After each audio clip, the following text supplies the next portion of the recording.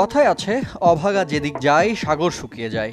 Brazilian defender Leonardo রিয়েলপের অবশ্য সাগর শুকালো না, সাক্ষাৎ হলো মাঠের পাশের গর্তের, যার জন্য এমন বাঁধভাঙা উদযাপন, শেষমেশ বাতিল হলো সে গোলটাও। ঘটনাটি ব্রাজিলিয়ান ক্লাব ফ্লুমিনেন্সের ম্যাচে। প্রতিপক্ষের জালে বল জড়াতেই আনন্দে আত্মহারা লিওনার্দো ছুটে যান সতীর্থদের দিকে।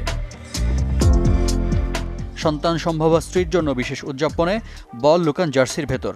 এখানেই শেষ হলে হয়তো আলোচনা গড়াতো না বেশি দূর। উদযাপনের এক পর্যায়ে মাঠের বিজ্ঞাপন বোর্ড টপকে লাফ দেন রিয়েলপে, কিন্তু বিধিবাম মুহূর্তে সামনে থাকা টানেল খেয়ালই করেননি তিনি। এরপর এক লাফে সোজা নিচে। মুহূর্তের মধ্যে সতীর্থদের উল্লাস বদলে যায় দুশ্চিন্তায়। নগদ নিয়ে এলো হার না মানা হার অফার। সর্বনিম্ন 10,000 টাকা রেমিটেন্স নগদে পাঠালে থাকছে স্বর্ণের হার জেতার সুযোগ। আর লিওনার্দো নিজেও পড়ে যান মাঠের পাশের নিচু টানেলে। সৌভাগ্যক্রমে গুরুতর কোনো চোট পাননি তিনি। কিন্তু বিপত্তি তখনও শেষ হয়নি। লিওনার্দোর সেই উদযাপনের আসল কারণটাই যা থাকছে না। ভিডিও রিভিউয়ের পর রেফারি গোলটি বাতিল করে দেন।